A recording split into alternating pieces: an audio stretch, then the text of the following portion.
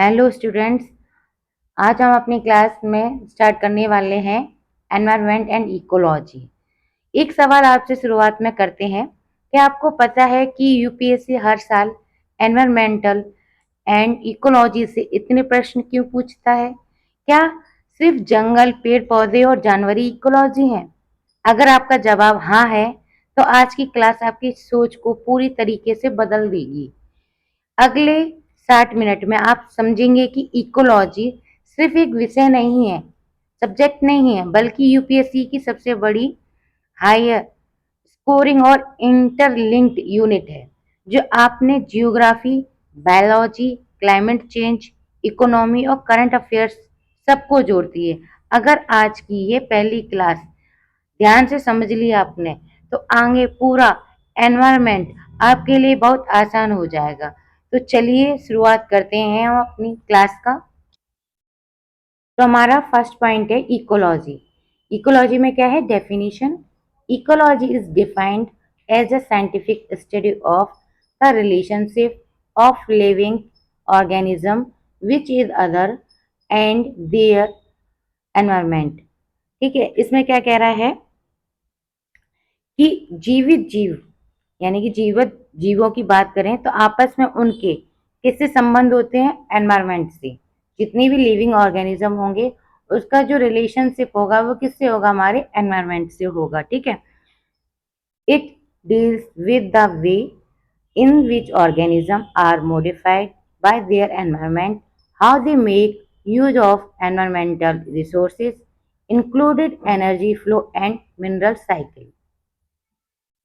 ठीक है, तो इसमें क्या देखा जा रहा है कि जीव अपने पर्यावरण को कैसे बदल सकता है और पर्यावरणीय संसाधनों का उपयोग कैसे कर सकता है। इसमें ऊर्जा प्रवाह यानी कि एनर्जी फ्लो और खनिज चक्रण यानी कि मिनरल साइकिल कैसे काम करता है, ये इसमें हम आगे पढ़ेंगे। ठीक है, हम बात करते हैं एनवायरनमेंट एंड इट्स कंपोनेंट्स। ठीक है, एनवायरनमेंट क्या है और इसके मुख्य घटक क्या हैं। Environment is everything that surrounds an organism and affects its survival, growth, reproduction and development। यानी कि पर्यावरण किसी भी जीव के चारों ओर का जो कुछ उसके विकास और प्रजनन को प्रभावित करता है, उसे हम क्या कहते हैं? एनवायरमेंट। ठीक है, अब इसके जो कंपोनेंट्स हैं वो हमारे कितने होते हैं? 2 कंपोनेंट्स होते हैं, एक बायोटिक कंपोनेंट्स और एक होता है अबायोटिक कंपोनेंट्स। ठीक है, बायोटिक कंपोनेंट्स में क्या होता है? Living components of the environment include plant, animal, micro organism and humans. यानी कि बायोटिक कंपोनेंट्स में क्या आते हैं? लिविंग कंपोनेंट्स आते हैं, जैसे कि प्लांट्स हो गए, एनिमल्स हो गए, माइक्रो ऑर्गेनिज्म हो गए और ह्यूमंस हो गए। अबायोटिक कंपोनेंट्स में क्या आते हैं? Non living things. ठीक है, जैसे फिजिकल केमिकल कंपोनेंट्स हो गए, जैसे कि air, water, soil, climate, sunlight, temperature, minerals etcetera. ये सारे हमारे क्या हैं? अबायोटिक कंपोनेंट्स हैं। अब बात करते हैं हम नेक्स्ट आगे हिस्ट्री ऑफ इकोलॉजी। अब हिस्ट्री ऑफ इकोलॉजी में क्या है? उन्होंने बताया है कि अर्नेस्ट हैगल जो थे साइंटिस्ट, उन्होंने इकोलॉजी शब्द कब दिया था? 1866 में। ठीक है, नेक्स्ट पॉइंट है 1895 में 1895 में Eugenius Warming published the first ecology text book plantism fund. ठीक है, उन्होंने क्या की थी? पब्लिश की थी। किसने की थी? यूजीनियस वार्मिंग ने। ठीक है, फिर 1927 में चार्ल्स एल्टन ने इंट्रोड्यूस किया था एनिमल इकोलॉजी को। ठीक है, चार्ल्स एल्टन ने क्या किया था? जो इटोलियन जो बुक थी उसको क्या किया था? एनिमल इकोलॉजी बुक को क्या कहते हैं? इंट्रोड्यूस किया था। ठीक है, अब नेक्स्ट है 1935 में अथर टांसले। ठीक है, उन्होंने क्या दिए थे? इकोसिस्टम कॉन्सेप्ट दिया था। क्या दिया था? अथर टांसले ने पारिस्थितिकी तंत्र दिया था, जो यूपीएससी कई बार पूछता है। आपसे कई बार क्वेश्चन में यूपीएससी पूछता है कि इकोलॉजी जो शब्द था वो किसने दिया? तो वो दिया था हमारे टांसले ने। ठीक है, 1942 Raymond Lindenman explains the flow of energy ecosystem। यानी कि रेमंड लिंडमैन ने पारिस्थितिकी तंत्र में ऊर्जा प्रवाह की 10% नियमों की क्या की थी, व्याख्या की थी। ठीक है, अब बात करते हैं 1962 की।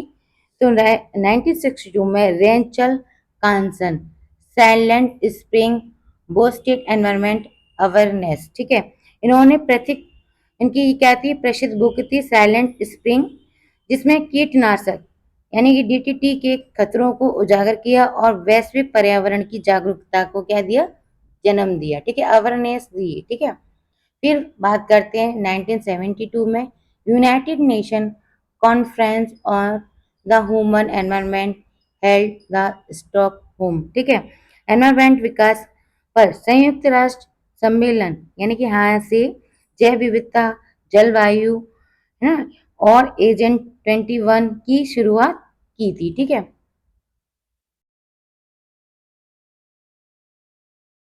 अब बात करते हैं United Nation conference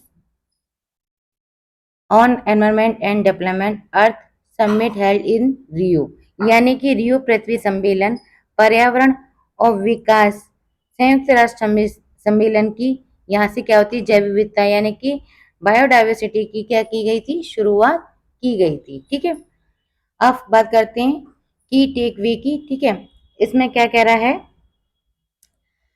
origin of ecology as a distinct scientific discipline, यानी कि इसमें अनुशासनात्मक विकास की बात की गई है। जो अनुशासन होता है ना, उसके अनुसार पारिस्थितिकी तंत्र अलग अलग वैज्ञानिक विषय के रूप में क्या करते हैं, डेवलपमेंट यानी कि विकसित की बात करते हैं। ठीक है, इसमें नेक्स्ट दिया हुआ development of ecosystem concept and ecology ideas, यानी कि इसमें अवधारणाओं के विकास की बात की गई है। समय के साथ इकोसिस्टम की जो अवधारणा होती है वो भी क्या हो जाती है, मजबूत हो जाती है।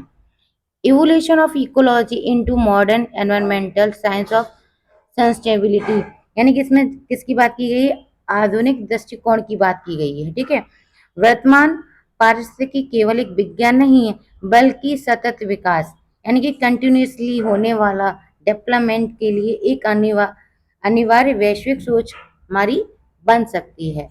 आई होप आपको ये समझ में आया होगा कि हम किसकी बात कर रहे हैं। ठीक है, नेक्स्ट है everything that surround or affect an organism during its lifetime is collectively now at is environment, यानी कि इसमें किसकी बात कर रहे हैं, जीव के जीवन काल के दौरान उसे घेरने वाली, प्रभावित करने वाली हर चीज को सामूहिक रूप से क्या कहा जाता है, पर्यावरण कहा जाता है। ठीक है, अब बात करते हैं next, the environment is defined as the sum of total living non-living components influence and events surrounding an organism, यानी कि पर्यावरण केवल जीवित चीजें नहीं है, पर्यावरण जो एनवायरनमेंट है वो केवल जीवित नहीं है बल्कि जीवित, निर्जीव और प्रभाव यानी कि इन्फ्लुएंस, घटनाएं यानी कि इवेंट्स का कुल योग है, यानी कि सम टोटल ऑफ लिविंग, यानी कि सभी का ये क्या है, सम्मिलित रूप है। ठीक है, नेक्स्ट है all organism from virus to man are obligately dependent on the other organism and environment for food, energy, water, oxygen, shelter and for the other needs, यानी कि इसमें जब बात कर रहे हैं अनिवार्य निर्भरता की, कि वायरस संजीव और निर्जीव के बीच की कड़ी है, जो वायरस है वो संजीव और निर्जीव के बीच की क्या है, कड़ी है।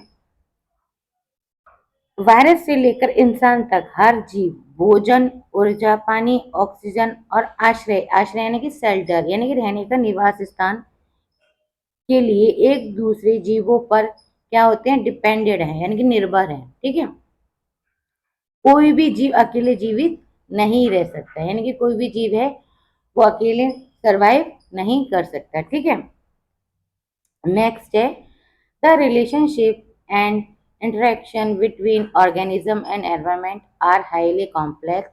It comprise both living biotic and non-biotic components। ठीक है, यानी कि इसमें किसकी बात कर रहे हैं? पर्यावरण कभी स्थिर नहीं होता, यानी कि फिक्स नहीं है। ठीक है, जैविक अजैविक यानी बायोटिक अबायोटिक दोनों कारक हमेशा किस में होते हैं? फ्लक्स में, यानी कि प्रवाह के रूप में रहते हैं और लगातार क्या होते हैं? वो चेंजेस होते रहते हैं। ठीक है, नेक्स्ट है the environment is not static, यानी कि जो एनवायरमेंट है वो स्टैटिक नहीं है। ठीक है, बोथ बायोटिक और biotic factor are flux and keep changing continuously, यानी कि पर्यावरण हमेशा क्या है? कंटिन्यूसली क्या होता है? बदलता रहता है, फिर भी खुद को क्या रखता है? संतुलित रखता है। ठीक है, नेक्स्ट है इसमें बायोटिक कंपोनेंट्स। ठीक है, इसकी बात कर रहे हैं आ बायोटिक कंपोनेंट यानी कि नॉन लिविंग थिंग्स की। ठीक है, इसमें कह रहे हैं this are the non living things physical and chemical factor influence the living organism, यानी कि सबसे पहले फैक्ट किसकी बात कर रहे हैं? सनलाइट, यानी कि एनर्जी, जो हमें सन से क्या मिलती है? एनर्जी मिलती है, essential for photosynthesis, temperature regulation and energy flow, यानी कि हमेशा में जो एनर्जी है वो किससे मिलती है? सूर्य से। ठीक है, इस अब कैसे कार्य करती है ये? प्रकाश संश्लेषण, यानी कि फोटोसिंथेसिस के लिए क्या है? ये बहुत इंपॉर्टेंट है, जो तापमान यानी कि टेम्परेचर को नियंत्रित करता है और पूरे पारिस्थितिकी यानी कि पूरे इकोसिस्टम को क्या करता है? ऊर्जा की प्रवाह यानी कि एनर्जी फ्लो को शुरुआत करता है। ठीक है, नेक्स्ट इसमें एयर यानी कि एटमॉस्फेयर में हमें जो एयर प्राप्त होती है। ठीक है, provide gas oxygen carbon dioxide nitrogen necessary for respiration photosynthesis and other activities, यानी कि ये जीवों को जीवित रहने के लिए आवश्यक गैसें प्रदान करता है। कौन करता है? हमारा एटमॉस्फेयर। ठीक है, जैसे हमारी लाइक ऑक्सीजन हो गई, ठीक है, कार्बन डाइऑक्साइड हो गई, नाइट्रोजन हो गई, ये हमारे लिए क्या है? बहुत नेसेसरी है। ठीक है, वाटर यानी कि hydrosphere essential for all life processes transport of nutrient and maintenance of body function, यानी कि इसमें बात करते हैं सभी जैविक प्रक्रिया यानी कि लाइफ प्रोसेस के लिए जीवन ही क्या है? जल है। ये शरीर के पोषक तत्वों के परिवहन जैविक कार्य को बनाए रखने के लिए क्या है? बहुत आवश्यक है।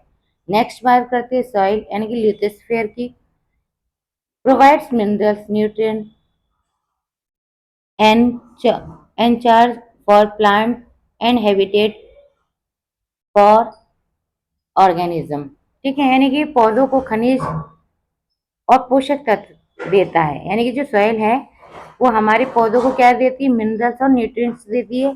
ये पौधों की जड़ों को मजबूती से पकड़कर रखती है और लाखों जो हमारे सूक्ष्म जीव है, माइक्रो ऑर्गेनिज्म है, उनको क्या करती है? हैबिटेट, हैबिटेट यानी कि आवास प्रदान करती है। कौन करती है? हमारी सॉइल यानी कि lithosphere.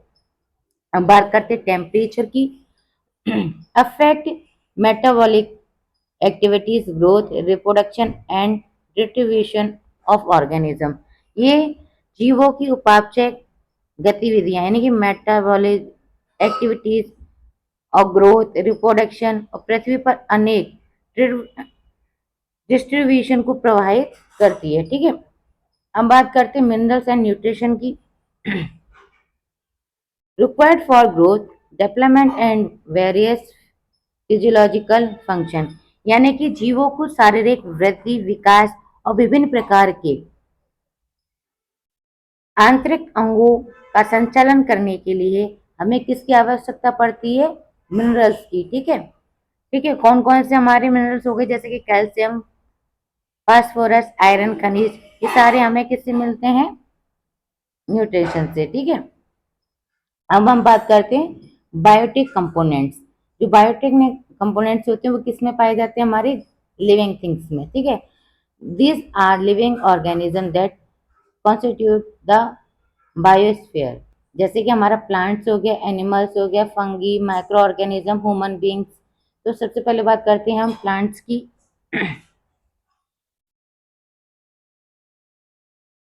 Plant producer prepare food through photosynthesis and release oxygen, यानी कि ये पेड़ पौधे अपना भोजन स्वयं बनाते हैं और सौर ऊर्जा का प्रयोग करके फोटोसिंथेसिस द्वारा भोजन को क्या करते हैं, प्रिपेयर करते हैं और एनवायरनमेंट में ऑक्सीजन को रिलीज करते हैं, यानी कि छोड़ते हैं।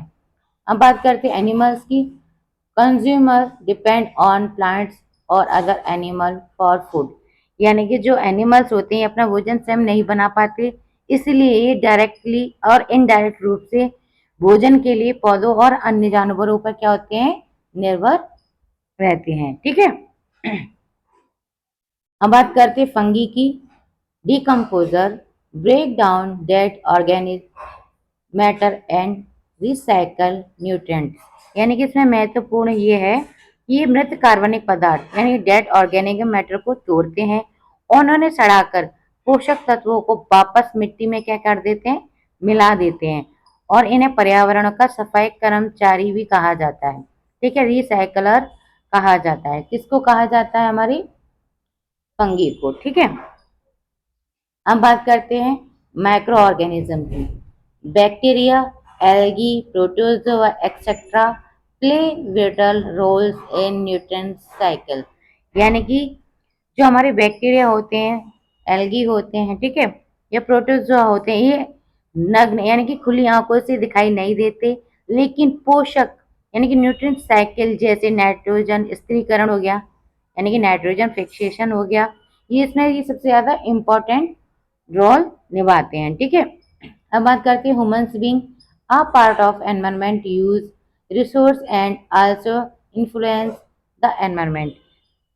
मनुष्य भी पर्यावरण का एक क्या है, जैविक हिस्सा है, लेकिन इसकी ये विशेषता है कि ये अपनी आवश्यकताओं के लिए पर्यावरण के संसाधनों का सबसे अधिक प्रयोग करता है।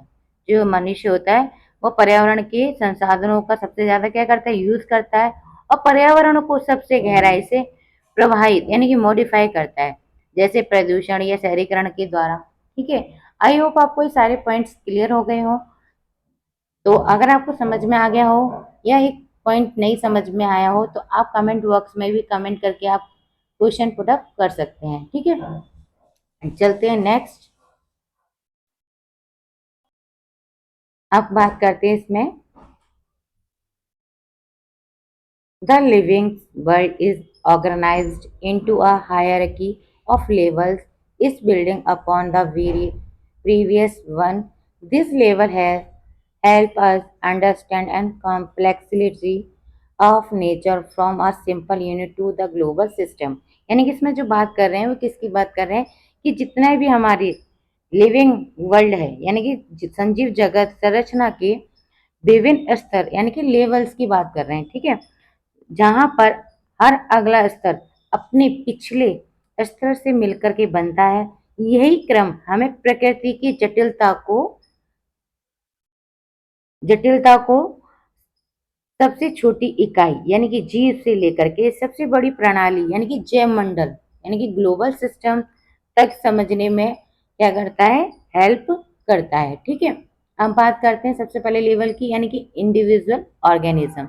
इसमें डेफिनेशन में क्या कह रहा है, an individual living being having all characteristics of life and capable of independent existence। ठीक है। इसमें बात क्या कर रहे हैं, एक स्वतंत्र जीवित इकाई यानी कि जीवित व्यक्ति की बात कर रहे हैं जिसमें जीवन के सभी लक्षण क्या होते हैं, मौजूद होते हैं, जो स्वतंत्र रूप से जीवित रहने में क्या होते हैं, सक्षम होते हैं। जैसे इसमें की पॉइंट ही दिया हुआ है, basic unit of study in ecology, for example a deer, a mango tree, ठीक है, या आ बैक्टीरियम। जैसे कि इसमें पारिस्थितिकी के अध्ययन करने के लिए सबसे बुनियादी इकाई हमारी क्या होती है, बेसिक होती है। ठीक है, बेसिक यूनिट होती है, जिसमें एक हिरन की बात कर लो या एक आम के पेड़ की बात कर लो या फिर एक बैक्टीरिया की बात कर लो। ठीक है। नेक्स्ट पॉइंट में क्या कह रहा है, पॉपुलेशन। पॉपुलेशन का मीन्स होता है जनसंख्या। ठीक है, a group of individual of the same species living in a defined area during a specific time.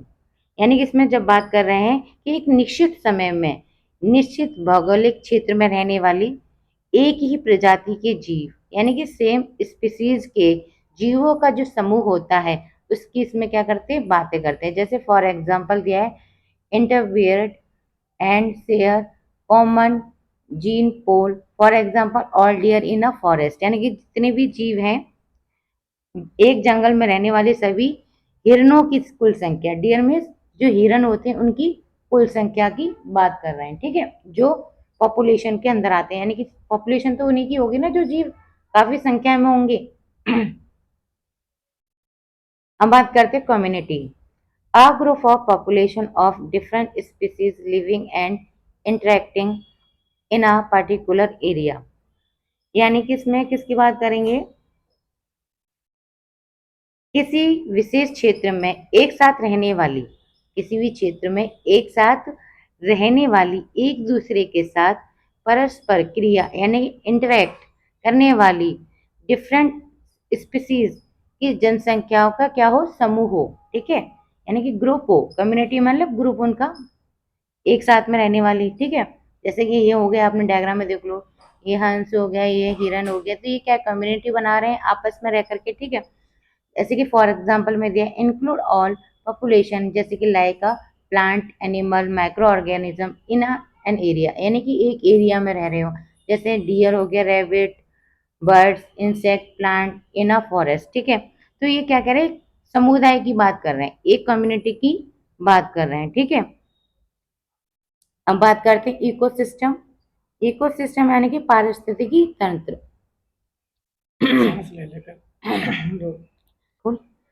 The structural and functional unit of a nature where community interact with the physical and environment as a system, यानी कि किसकी बात कर रहे हैं हम, ecosystem की बात कर रहे हैं। इकोसिस्टम में प्रकृति की वे संरचनात्मक और क्रियात्मक इकाई, यानी कि स्ट्रक्चर यानी कि संरचनात्मक, फंक्शनल यानी कि क्रियात्मक इकाई, जहाँ जैविक समुदाय यानी कि कम्युनिटी अपने भौतिक अजैविक पर्यावरण के साथ एक क्रिया के रूप में रहती हो या कार्य करती हो, वो हमारा क्या कहलाता है, इकोसिस्टम कहलाता है। जैसे for example include community a biotic components, जैसे like air, water, soil, climate etcetera.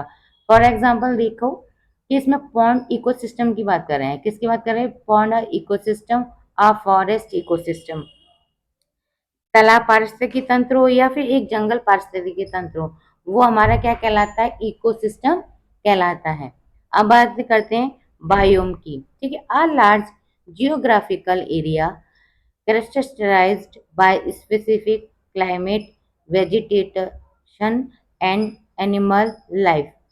इसमें बात कर रहे हैं, ये एक बहुत बड़ा भौगोलिक क्षेत्र है कि लार्ज जियोग्राफिकल एरिया है जो अपनी विशिष्ट जलवायु यानी कि क्लाइमेट्स, वेजिटेशन यानी कि वनस्पति, वन्य जीवों द्वारा क्या कहा जाए, पहचाना जाए, तो वो हमारा क्या कहलाता है, बायोम कहलाता है, ठीक है। जैसे similar ecosystem with similar climates and vegetation, ठीक है, यानी कि ये समान जलवायु या समान वनस्पति वाले पारिस्थितिकी तंत्रों का संग्रह होता है, ठीक है।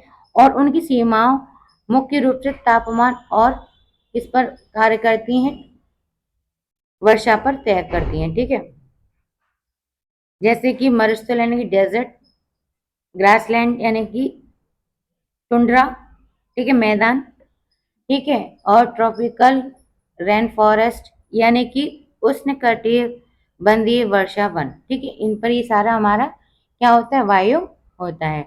अब बात करते हैं बायोस्फीयर यानी कि जैव मंडल की बात करते हैं।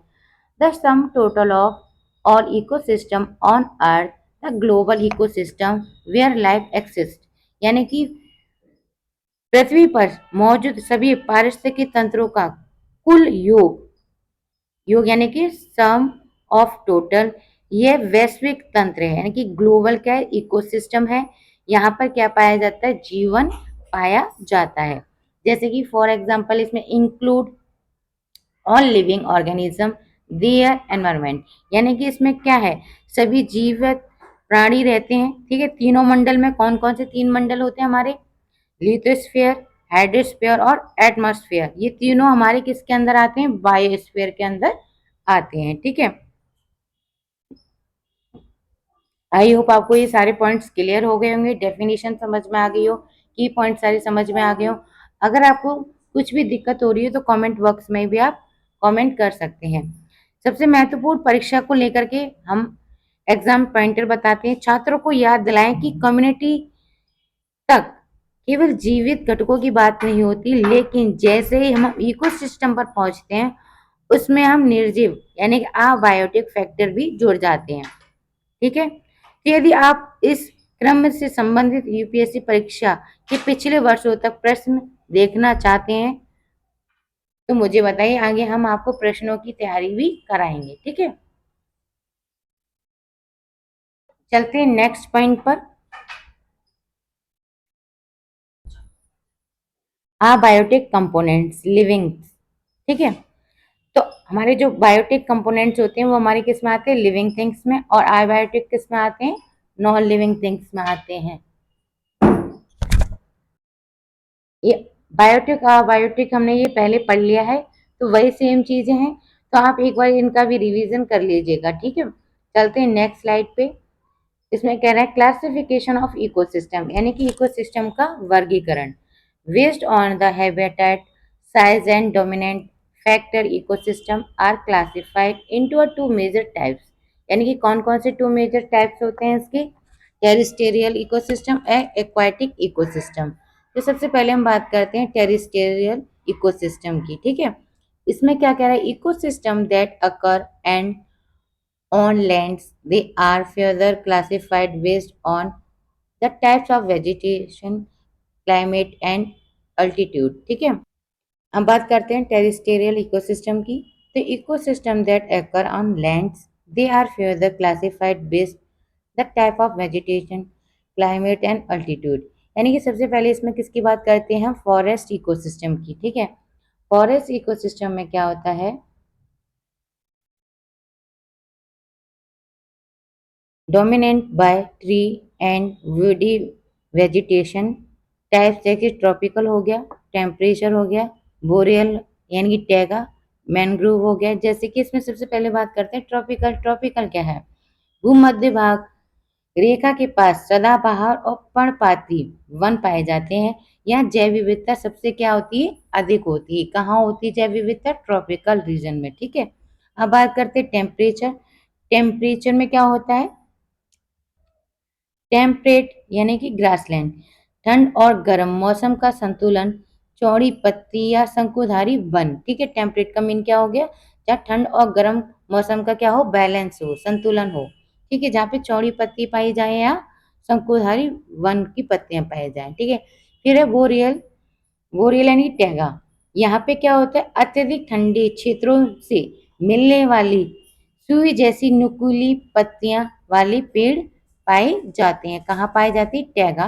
ठीक है, अब बात करते हैं मैंग्रोव। मैंग्रोव तटीय क्षेत्रों में खारे पानी में उगने वाले पौधे पाए जाते हैं। आई होप आपको भी फॉरेस्ट इकोसिस्टम समझ में आ गया होगा। नेक्स्ट इसमें दिया हुआ है ग्रासलैंड इकोसिस्टम। ठीक है, यानी कि घास के मैदान, dominant by grasses with few or no trees। Type tropical grassland यानी कि सवाना, टेम्परेट ग्रासलैंड। इसमें ये पहचान की जाती है कि यहाँ घास की प्रधानता होती है। किसकी बात होती है, ग्रास। ग्रासलैंड की बात करें तो किसकी ज्यादा प्रधानता होगी, घास की होगी। बड़े पेड़ बहुत कम या नया के बराबर होते हैं। ठीक है, जैसे कि सवाना हो गया, सवाना यानी कि उष्ण कटिबंधीय घास के मैदान, जहाँ पर एक लंबा सूखा मौसम और एक छोटा बारिश का मौसम होता है, जैसे अफ्रीका का सवाना। ठीक है, अब बात करते हैं टेम्परेट ग्रासलैंड यानी कि शीतोष्ण घास के मैदान, कम बारिश वाले मैदान, जहाँ पे क्या होती है, कम बारिश होती है, लेकिन इनकी मिट्टी बहुत उपजाऊ होती है, जैसे स्टेपीज, पेरीज, ये सारे क्या है, हमारे टेम्परेट ग्रासलैंड है। ठीक है, अब बात करते हैं हम डेजर्ट इकोसिस्टम यानी कि मरुस्थलीय पारिस्थितिकी तंत्र की बात करते हैं। इसमें क्या रहा है, characterized by low rainfall and sparse vegetation, यानी कि इसमें जब बात करते हैं बहुत ही कम वर्षा और विरल वनस्पति की, ठीक है। जैसे कि हॉट डेजर्ट हो गया, कोल्ड डेजर्ट हो गया। तो हॉट डेजर्ट यानी कि गर्म मरुस्थल की बात कर रहे हैं। यहाँ पे अत्यधिक क्या होता है, टेम्परेचर होता है, जैसे कि हमारा थार का डेजर्ट हो गया, ठीक है, या सहारा डेजर्ट हो गया। यहाँ पे क्या होते हैं, अत्यधिक टेम्परेचर होता है, ठीक है, जहाँ पे कांटे और मोटी त्वचा वाले क्या पाए जाते हैं, पेड़ पौधे पाए जाते हैं, ठीक है। कोल्ड डेजर्ट क्या होता है, यानी कि शीत मरुस्थल, यानी कि ठंडे इलाके, अत्यधिक ठंडे वाले क्षेत्र जैसे लद्दाख हो गया, गोबी हो गया, ये हमारे कैसे डेजर्ट है, कोल्ड डेजर्ट है, ठीक है। अब बात करते हैं tundra ecosystem, found in a polar region with low temperature and permafrost, ठीक है, and permafrost vegetation, mosses, lichens, small shrubs, ठीक है। जैसे कि इसमें ध्रुवीय क्षेत्रों में जहाँ तापमान हमेशा बहुत कम रहता है, जहाँ पोलर रीजन होता है वहां पे हमारा टेम्परेचर कैसा रहता है, बहुत कम रहता है, ठीक है। जहाँ पे परमाफ्रॉस्ट यानी कि स्थायी रूप से पाई जाने वाली बर्फ की परत पाई जाती है, ठीक है। वनस्पति यानी कि वेजिटेशन, यहाँ पेड़ नहीं उग पाते, केवल मॉस, लाइकेन और छोटी झाड़ियां देखने को आपको मिलती हैं, ठीक है। अब बात करते हैं अर्बन इकोसिस्टम, यानी कि शहरी पारिस्थितिकी तंत्र की बात करते हैं, ठीक है। Man made ecosystem dominated by human settlements and infrastructure, यानी कि इसकी क्या इसकी बात करते हैं कि मानव के द्वारा निर्मित कोई भी वस्तु हो उसे किसके अंदर रखते हैं, हम अर्बन इकोसिस्टम के अंदर रखते हैं।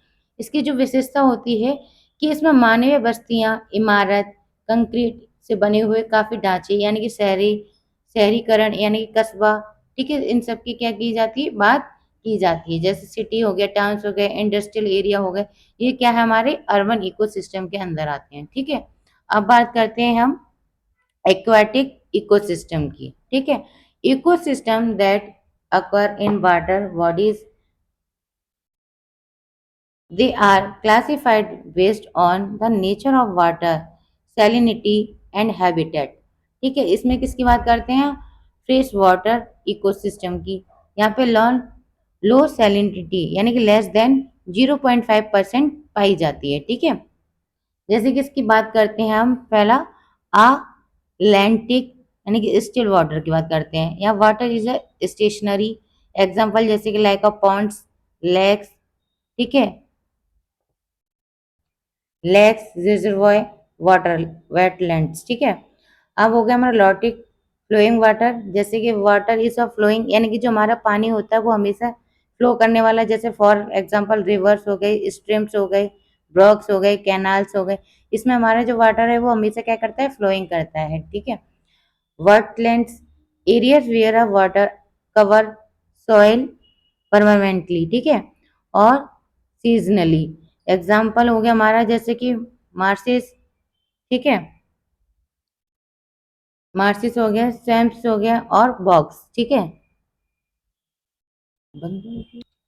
जैसे कि हमारे लैंडिंग स्टिल वाटर क्या हो गया, जैसे कि रुका हुआ पानी, जैसे पॉइंट्स में हो गया, ठीक है, या झील्स हो गई, जलाशय हो गए, ये हमारे लैंटिक का मतलब होता है जहाँ पे पानी क्या हुआ, रुका हुआ हो, जैसे तालाब में पानी रुका हुआ होता है, झील्स में कहीं रुका हुआ होता है, यानी कि रिजर्वॉयर में यानी कि जलाशय में आपको देखने को मिल जाएगा वाटर, ठीक है, ये आधा मिल जाता है। लेकिन लॉन्टिक वाटर जो होता है वो हमेशा क्या होता है, बेहतर रहता है, गतिमान रहता है, पानी फ्लोइंग करता है, यानी कि एक स्थान से दूसरे स्थान तक क्या करता है, फ्लो करता है, तो वो हमारा वाटर कहता है लॉन्टिक वाटर, ठीक है। जैसे रिवर्स हो गई, कैनाल्स यानी कि नहर हो गई, स्ट्रीम यानी कि झरने हो गए, ठीक है। अब बात करते हैं वेटलैंड यानी कि आर्द्र भूमि वाला पानी, ये संक्रमण क्षेत्र में पाया जाता है, यानी कि स्थायी या मौसमी रूप से यानी कि मौसम के रूप से पाए जाने वाला वाटर होता है, ठीक है। जैसे मार्शिस यानी कि दलदल स्थानों पर, ठीक है, या जैसे दलदली स्थान के लिए रामसर का कन्वेंशन आपसे पूछा जाए तो ये यूपीएससी सबसे ज्यादा इंपॉर्टेंट क्वेश्चन यहीं से पूछती है कि जो वेटलैंड वाटर होता है वो क्या है और ये कहाँ से रिलेट करता है, तो ये मार्सिस यानी कि दलदली स्थानों पर पाया जाने वाला है। जैसे फॉर एग्जांपल इसके लिए यूपीएससी हमेशा क्वेश्चन पूछती है कि रामसर कन्वेंशन कहाँ से जुड़कर आता है, तो आप बता सकते हैं कि वेटलैंड वाटर से, ठीक है। अब है मरीन इकोसिस्टम, ठीक है। इसमें किसकी बात कर रहे हैं? Occur in ocean and seas, for example ocean seas sanctuary, corals, reefs, mangroves, further divided into coastal and open ocean ecosystem। यानी किसकी किसकी बात कर रहे हैं? महासागर, समुद्र, ठीक है, जहाँ नदी और समुद्र मिलते हैं। कोरल रीफ यानी कि मूंग की चट्टाने, तटीय मैंग्रोव, इसमें क्या करते हैं? आगे तटीय क्षेत्र या खुले महासागर पारिस्थितिकी तंत्र में विभाजित कर देते हैं, यानी डिवाइडेड कर देते हैं। किसमें डिवाइडेड कर देते हैं? आगे हमारे कोस्टल एंड ओशियन इकोसिस्टम में डिवाइडेड कर देते हैं। यूपीएससी हमेशा आपसे यही क्वेश्चन पूछता है, जैसे कि मैं आपको बता दूं कि लैंटिंग वेजिस लोटिक, याद रखने के लिए क्या कर सकते हैं? यानी लोटिक को लोट यानी कि फ्लो से याद रख सकते हैं, यानी कि लोट में बहता हुआ पानी।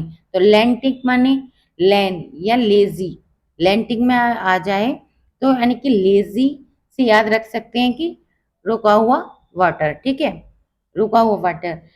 फिर आगे इकोटोन यानी कि मैंग्रोव और आर्द्रभूमि यानी कि वेटलैंड को दो अलग पारिस्थितिकी तंत्रों के बीच में संक्रमण क्षेत्र है। इनकी उत्पादकता यानी कि प्रोडक्टिविटी बहुत अधिक होती है, इसीलिए इसको क्या कहा जाता है? इकोटोन कहा जाता है।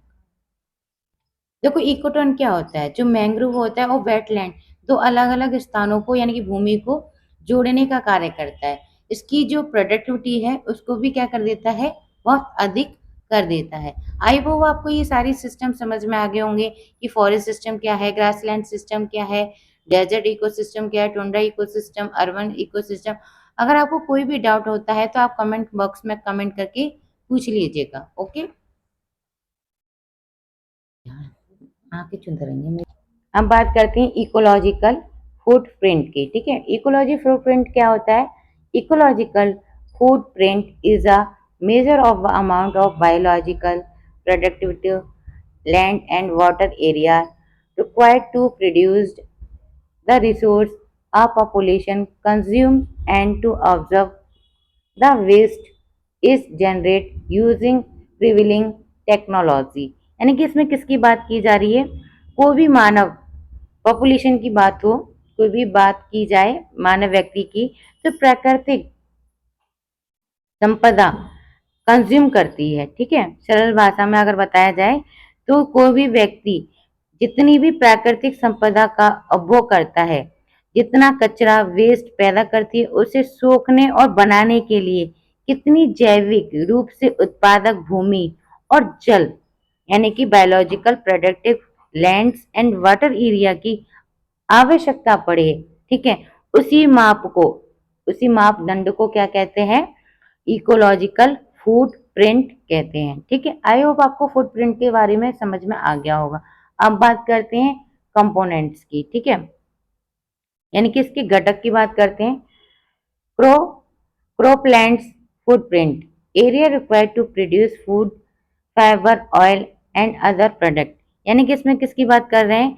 जो क्रॉप लैंड्स फुटप्रिंट होते हैं, इनकी कृषि भूमि पदचिन्ह, यानी कि जैसे कि भोजन हो गया, फाइबर हो गया, ऑयल हो गया, इनको फसल को उगाने के लिए आवश्यक क्षेत्र की बात की जाती है। किसकी बात की जाती है? क्रॉप लैंड्स में जो फसल को उगाने के लिए उन्हें जो एरिया चाहिए उसकी बात की जाती है, ठीक है। नेक्स्ट है grazing lands footprint, area required for grazing live stock, यानी कि इसमें पालतू मवेशिया को चराने के लिए आवश्यक घास के मैदानों की क्या होती है? आवश्यकता होती है। कंपोनेंट्स यानी कि घटक होते हैं। Forest footprint, area required to supply timber, firewood and observe carbon dioxide, यानी कि इसमें किसकी बात कर रहे हैं? इमारत इमारती लकड़ी यानी कि टाइम्बर, ठीक है, जलाऊ लकड़ी यानी कि फायरवुड की आपूर्ति और कार्बन डाइऑक्साइड को सोखने यानी कि ऑब्जर्व के लिए आवश्यक जंगलों का क्षेत्र हो, ठीक है, वो हमारा क्या कहलाता है? फॉरेस्ट फुटप्रिंट कहलाता है। अब बात करते हैं फिशिंग ग्राउंड्स फुटप्रिंट की, area required to produce sea food, यानी कि इसमें जो समुद्री और मीठे पानी से मिलने वाले सी फूड होते हैं, यानी कि समुद्री भोजन के उत्पादनों के लिए आवश्यक क्षेत्र की बात कर रहे हैं। ठीक है, अब बात करते हैं बिल्ड अप लैंड्स फुटप्रिंट। ठीक है, area covered by infrastructure, roads, building, industry, यानी कि मानव बुनियादी ढांचे जैसे सड़क बनाना, मकान बनाना, इंडस्ट्री बनाना, इनसे जुड़ी हुई हमारी क्या हो, भूमि हो, इसकी किसमें बात करते हैं, बिल्ड अप लैंड फुटप्रिंट में बात करते हैं। ठीक है, आपको सारे पॉइंट्स क्लियर हो गए होंगे। अब बात करते हैं की पॉइंट की। ठीक है, की पॉइंट इसमें क्या दिए हुए हैं, जैसे कि इसमें पहले इधर आ जाते हैं इकोलॉजी फुटप्रिंट, यानी कि ह्यूमन डिमांड्स की बात कर रहे हैं, और इसमें बायो कैपेसिटी यानी कि नेचर सप्लाई की बात कर रहे हैं। ठीक है, तो इकोलॉजी फुटप्रिंट बायो कैपेसिटी यानी कि मांग आपूर्ति से ज्यादा है। ठीक है, जैसे कि अनसस्टेबल स्थिति है, हम पृथ्वी की क्षमता से अधिक संसाधनों का दोहन कर रहे हो, तो वो हमारा किसके अंदर आ जाता है, इकोलॉजी फुटप्रिंट के अंदर आ जाता है, यानी कि ह्यूमंस की सबसे ज्यादा क्या हो जाती है, डिमांड्स हो जाती है। ठीक है, तो अब इसमें किसकी बात करेंगे,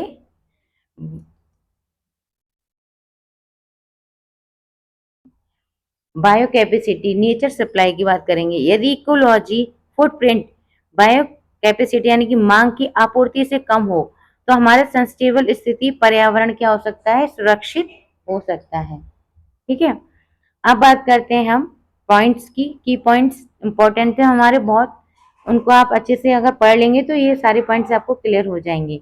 it are expressed in a global hectares, यानी कि ग्राह, यानी कि इसे ग्लोबल हेक्टेयर में नापा जाए, ठीक है, व्यक्त किया जाए, तो ये कोई जो सतत विकास यानी कि सस्टेनेबल डेवलपमेंट को मापने का एक बेहतरीन क्या है, टूल है। ठीक है, जो सरकारों को पर्यावरण नीतियां और जिम्मेदार उपभोग को बढ़ावा देने में क्या करता है, मदद करता है, और ये समझने में मदद करता है कि मानव का पर्यावरण पर कितना नकारात्मक प्रभाव पड़ रहा है। ठीक है, अब बात करते हैं नेक्स्ट,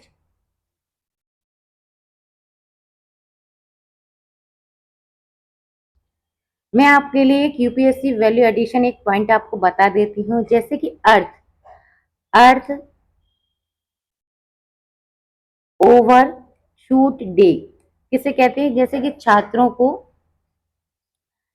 को बताएं कि हर साल वह तारीख जब मानव जाति उस वर्ष के लिए पृथ्वी द्वारा पुनर्जीवित किया जाने सकने वाले सभी संसाधनों का उपभोग कर चुकी हो, उसे अर्थ को क्या कहते हैं, ओवरशूट डे कहते हैं। यानी कि इसी कॉन्सेप्ट पर आधारित हमारे क्या होते हैं, ग्लोबल फुटप्रिंट नेटवर्क होता है। ये हर साल हर संस्था इस डाटा को क्या करती है, जारी करती है। अब बात करते हैं नेक्स्ट इकोटॉन्स की। ठीक है, इकोटॉन्स क्या होते हैं बच्चों, an ecotone is a transitional zone between two adjacent ecosystem. It is a characteristic of both ecosystem and usually a zone of high biodiversity and ecology activities. यानी कि इसमें किसकी बात करते हैं, इकोटॉन क्या है, ये दो या दो से अधिक एडजस्ट पड़ोसी यानी कि पारिस्थितिकी तंत्र यानी कि इकोसिस्टम के बीच का संक्रमण, ठीक है, क्या करते हैं, बीच के संक्रमण क्षेत्र यानी कि ट्रांजिशनल जोन होता है। इसमें दोनों तरफ के पारिस्थितिकी तंत्र को क्या कहा जाता है, मिला दिया जाता है, आपस में उसकी क्या बताई जाती है, विशेषताएं बताई जाती हैं। जैसे इमेज के अनुसार आप देख सकते हैं कि घास के मैदान और ग्रासलैंड के बीच का जो क्षेत्र है वो हमारा क्या कहलाता है, इकोटॉन कहलाता है। ठीक है, जैसे कि मैग्रोव हो गए स्थलीय, ठीक है, मैग्रोव स्थलीय और जलीय पारिस्थितिकी तंत्र के बीच का, यानी कि स्वेच्छरी यानी कि मीठे जल, खारे पानी यानी कि रिवर्स या ओशन के बीच का स्थल। ठीक है, जैसे कि स्वेच्छरी मीठे, देखो इकोटॉन का हम आपको है ना एक एग्जांपल देके बताते हैं, जैसे मैंग्रोव ये स्थलीय और जलीय स्थान के बीच का पारिस्थितिकी तंत्र होता है। ठीक है, जैसे कि बात करते हैं नेक्स्ट स्वेचरी, यानी कि मीठे पानी और खारे पानी के जो बीच का स्थान होता है उसको क्या बोलते हैं, हम इकोटॉन्स कहते हैं। ठीक है, जैसे वेटलैंड हो गई, वेटलैंड्स में क्या होता है, जैसे सूखी भूमि और गहरे पानी के बीच का जो स्थान होता है उसको भी हम किस में प्रेजेंट करते हैं, इकोटॉन में प्रेजेंट करते हैं। आई होप आपको इकोटॉन सिस्टम समझ में आ गया होगा। अब बात करते हैं हम की पॉइंट्स की। ठीक है, इसमें दिया हुआ है Key features: it is a transitional area between the communities, forest and grasslands। यानी कि इसमें संक्रमण क्षेत्र की बात कर रहे हैं। ये दो अलग समुदायों के बीच की सीमा या बफर क्षेत्र की तरह क्या करता है, कार्य करता है। जैसे फॉर एग्जांपल हमारा फॉरेस्ट हो गया या ग्रासलैंड हो गए। ठीक है, it has a unique combination of species from both sides, यानी कि जातियों का अनूठा संयोजन, यानी कॉम्बिनेशन का मतलब होता है दोनों को मिला करके है। इनमें दोनों तरफ के पारिस्थितिकी तंत्रों की प्रजातियां एक साथ पाई जाती हैं। ठीक है, इसके कारण यहाँ कुछ ऐसी प्रजातियां भी विकसित हो जाती हैं जो दोनों में से किसी भी मूल तंत्र में नहीं मिलती। ठीक है, तो हमारा वो क्या कहलाता है, कॉम्बिनेशन स्पीसीज ऑफ वो साइड कहलाता है। ठीक है, इसमें बात करते हैं नेक्स्ट पॉइंट की high species diversity and ecological interaction, यानी कि यहाँ जीवों की संख्या और विविधता क्या होती है, बहुत ज्यादा अधिक होती है। More productive and more vulnerable to environment change, यानी कि ये क्षेत्र पर्यावरणीय बदलावों और उनके लिए बहुत संवेदनशील होता है।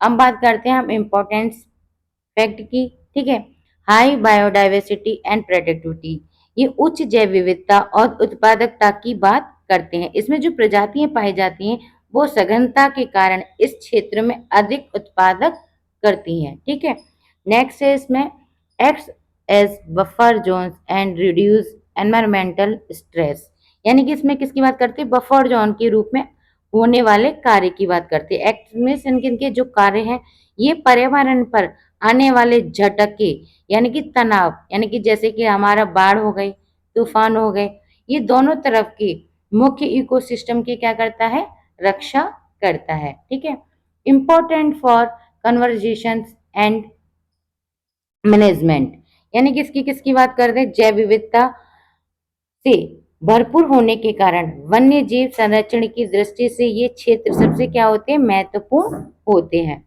अब नेक्स्ट बात करते हैं सेंसिटिव टू क्लाइमेट चेंज, यानी कि वैश्विक तापमान या जलवायु में थोड़ा भी चेंजेस आते हैं तो सबसे पहले इकोटोन क्षेत्र के वनस्पति और जीवों को क्या करता है, प्रभावित करता है। आपको ये समझ में आ गए होंगे सारे पॉइंट्स। ठीक है, नेक्स्ट चलते हैं।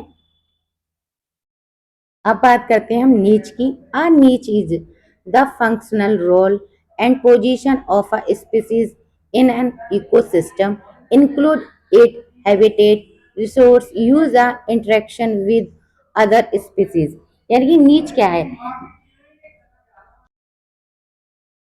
यानी कि इसमें किसकी बात करते हैं, ये किसी भी पारिस्थितिकी तंत्र में किसी भी प्रजाति की क्रियात्मक, ठीक है, फंक्शनल रोल या उसकी स्थिति को क्या करता है, दर्शाता है। सरल उदाहरण में अगर मैं बताऊं आपको, ये हैबिटेट यानी कि आभास, किसी भी जीव का पता यानी कि एड्रेस है, तो उसे निकेत यानी कि नीच या उस जीव का पेशा या काम यानी कि प्रोफेशनल है। ठीक है, अब बात करते हैं इसकी टाइप ऑफ नीच की। ठीक है, टाइप ऑफ नीच में आता है हमारे सबसे पहले फंडामेंटल नीच, the total range of condition and resources a species can potentially use, यानी कि यह पूरी तरीके से संभावित सीमा यानी कि पोटेंशियल रेंज है जहां पर कोई भी प्रजाति बिना किसी कंपटीशन के जीवित रह सकती है और संसाधनों का क्या कर सकती है, प्रयोग कर सकती है। अब बात करते हैं रियलाइज्ड नीच की।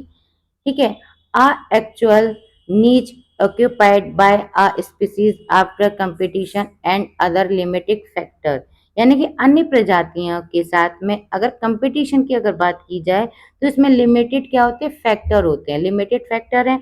तो उसके बाद में जीव अपनी सीमित क्षेत्र में भूमिका के रूप में रहता है तो उसे क्या कहते हैं, रिलाइज नीच कहते हैं। ठीक है, अब बात करते हैं डायमेंशन ऑफ नीच की। नीच में हमारे कौन कौन से डायमेंशन होते हैं। पहला है हमारा स्पेशियल नीच।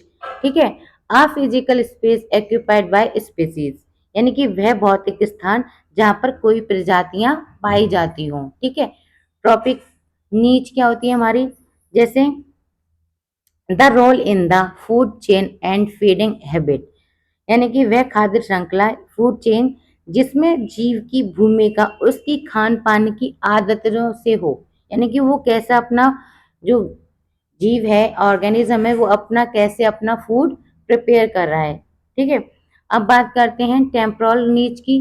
टेम्पोरल रीच क्या होता है,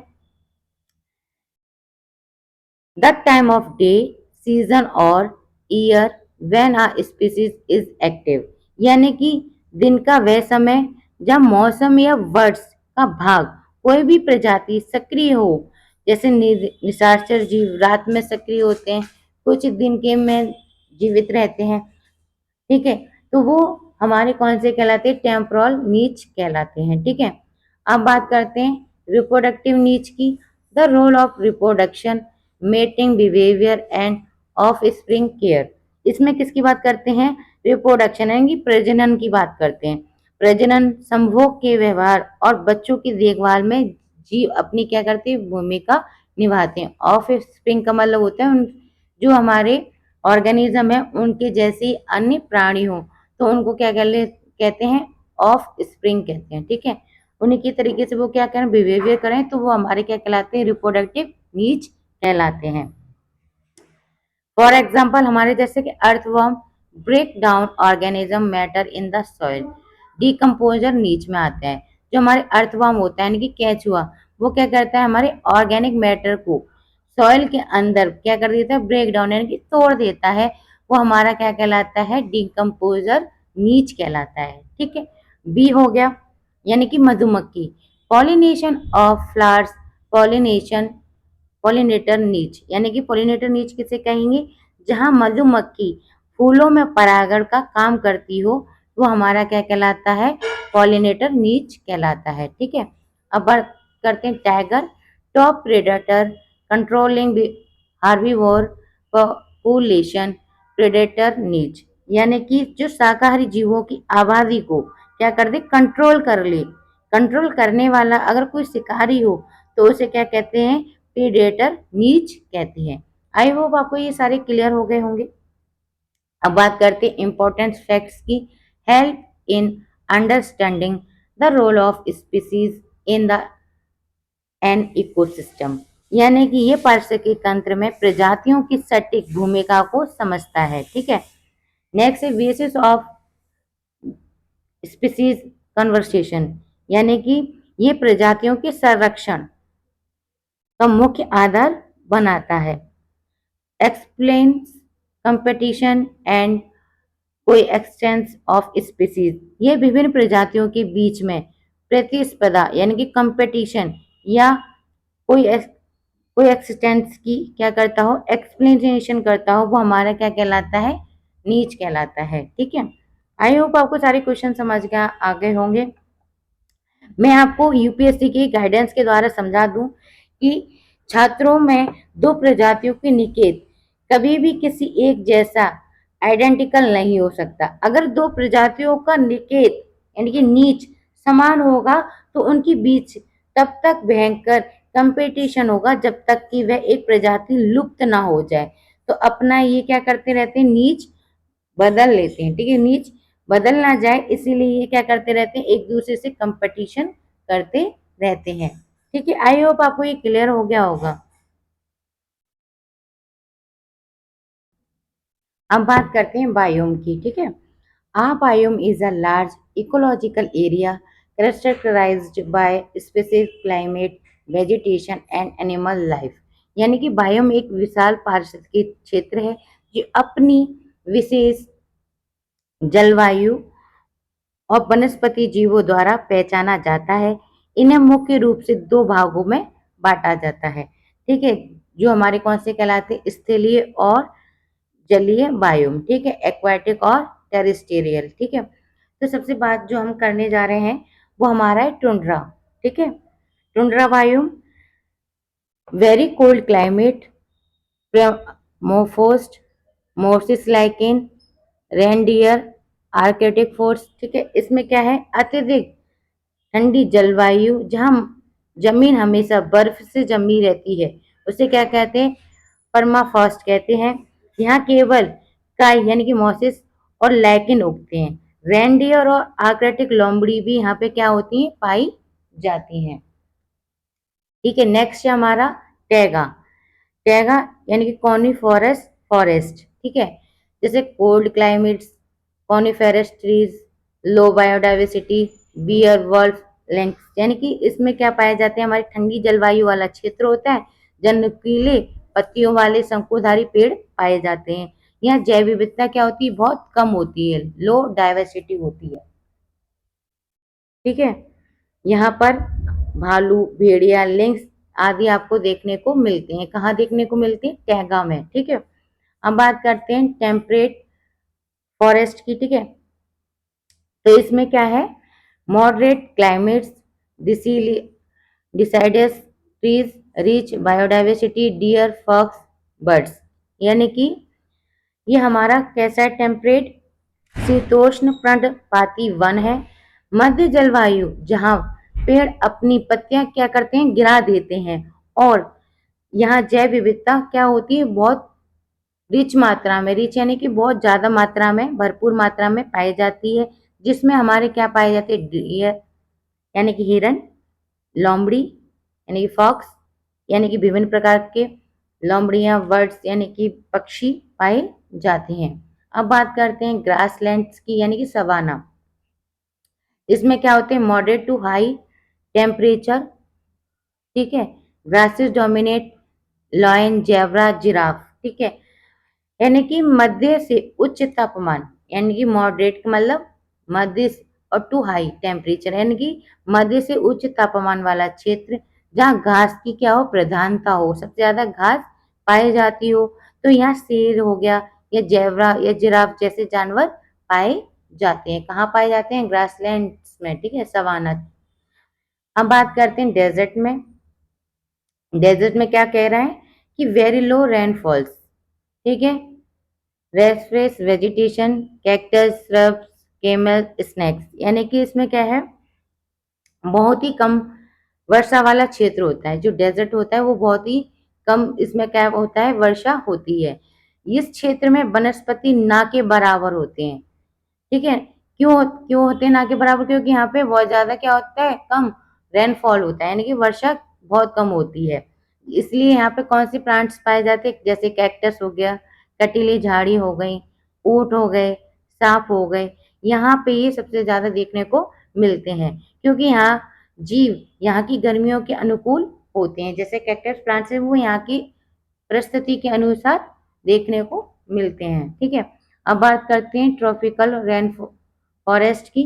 ठीक है, हाई रेनफॉल पाया जाता है, एवरग्रीन ट्रीज होते हैं, हाई बायोडाइवर्सिटी होती है, लाइक जैसे मंकी, बर्ड्स, इंसेक्ट, यानी कि सबसे ज्यादा कहाँ देखने को मिलते हैं आपको, ट्रॉपिकल रेन फॉरेस्ट में आपको सबसे ज्यादा हाई रेनफॉल्स, एवरग्रीन ट्रीज आपको देखने को मिलती हैं। जो ट्रॉपिकल रेन फॉरेस्ट होता है, यहाँ सबसे ज्यादा क्या होती है, अत्यधिक वर्षा होती है। ये एक ऐसा क्षेत्र है जहाँ सदाबहार पेड़ पाए जाते हैं। यहाँ दुनिया की सबसे ज्यादा जैव विविधता वाली स्थान होता है। यहाँ पे सभी प्रकार के क्या पाए जाते हैं, ऑर्गेनिज्म पाए जाते हैं, जैसे बंदर हो गया। ठीक है, रंग बिरंगे हमारे बर्ड्स हो गए। ठीक है, कीट मकोड़े यानी कि इंसेक्ट हो गए। ठीक है, तो आई होप आपके सारे क्लियर हो गए होंगे ये सारे points, tundra, taiga, temperate, grassland, desert, tropicals. ठीक है, अब बात करते हैं हम मेजर एक्वाटिक बायोम्स की। ठीक है, इसमें सबसे पहला जो आ रहा है वो आ रहा है हमारा फ्रेश वाटर बायोम्स, सेकंड है मराइन बायोम्स। तो सबसे पहले हम फ्रेश वाटर बायोम की बात कर लेते हैं, जैसे रिवर्स, लेक्स, पॉन्ड्स, वेटलैंड्स, लो सैलिनिटी। लो सैलिनिटी का मतलब होता है कम सांद्रता। ठीक है, यानी कि लवणता इसमें बहुत कम पाई जाती है। कितनी पाई जाती है, 0.5%। फॉर एग्जाम्पल जैसे कि हमारा लोटस हो गया। ठीक है, टाइलापिया हो गया, फ्रॉग हो गया। ठीक है, तिलापिया पाया जाता है। और हमारे मेडक फॉग यानी कि और फिश हो गई, फिश भी हमारी किस में पाई जाती है, वाटर रिवर्स लेक्स में, ठीक है। तो यह नदियां, झील है, तालाब, दलदली इलाके, यहाँ पे और क्या होती है, सबसे ज्यादा कम मात्रा में नमक पाया जाता है, ठीक है। इन और फॉर एग्जाम्पल इसमें सारी लोटस, तिलापिया, फॉग और फिश देखने को आपको मिलती हैं। कहाँ मिलती हैं? फ्रेश वाटर बायोम्स में, ठीक है। अब बात करते हैं मराइन बायोम्स की। इसमें क्या है? Ocean, seas, coral reef, estuary, ठीक है। स्वेचुरी यानी कि हाई सैलिनिटी, इसमें हाई सैलिनिटी पाई जाती है, जैसे 0.5%, ठीक है। फॉर एग्जाम्पल हमारा कोरल हो गया, सार्क हो गया, टूना हो गया, ठीक है। जैसे कि महासागर, सागर, कोरल रीफ, मूंगा, चट्टाने, मुहाना, इसमें नमक की भी क्या होती है, सबसे ज्यादा अधिक मात्रा पाई जाती है, ठीक है। तो आपको आई होप ये सारी सारी पॉइंट्स क्लियर हो गए होंगे, है ना। तो अब चलते हैं आगे, इसमें पढ़ते हैं हम लोग। अब बात करते हैं हम बायोस्फीयर की। The the biosphere is a global sum of all ecosystem. It is a zone of life on earth where all living organisms exist and interact with the abiotic environment. यानी कि इसमें किसकी बात कर रहे हैं? ये जीवन पृथ्वी पर पाया जाता है। ये वह क्षेत्र होता है जहाँ सभी जीवित जीव यानी कि ऑर्गेनिज्म होते हैं, और एनवायरमेंट यानी कि पर्यावरण के अजैविक घटक, ठीक है, यानी कि अबायोटिक एलिमेंट्स के साथ में क्या करता है? परस्पर क्रिया करते हैं। तो ये सभी पारिस्थितिकी तंत्रों का कुल योग होता है, ठीक है। दो हमारे अंदर हमारे क्या आता है? ये हमारे आसपास बायोस्फीयर्स होता है, ठीक है। इसके हम की फीचर्स की बात करते हैं, तो सबसे पहले आ रहा है हमारा इसमें एक्सटेंट बायोस्फीयर्स, ठीक है। फर्स्ट पॉइंट इसमें कह रहा है include all living organism and abiotic environment with which they interact.